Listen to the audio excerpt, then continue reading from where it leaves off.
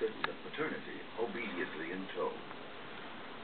When she wants to offload the kid, she signals to her mate with her tongue.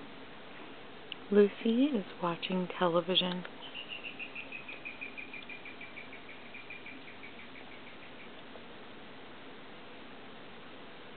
An obsession with their young, we now realize, is one of the things that is basic to all monkeys.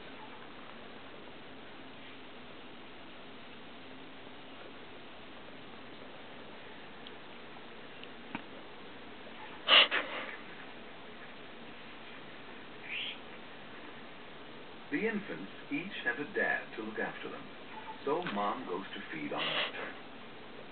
There is something curious about monkey babies. The silverleaf monkey, for example, has orange young.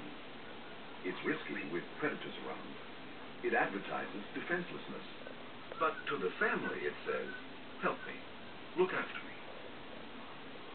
Adults respond by worrying more and devoting more time than if the baby wasn't so obviously vulnerable. So, young monkeys can stay being babies longer.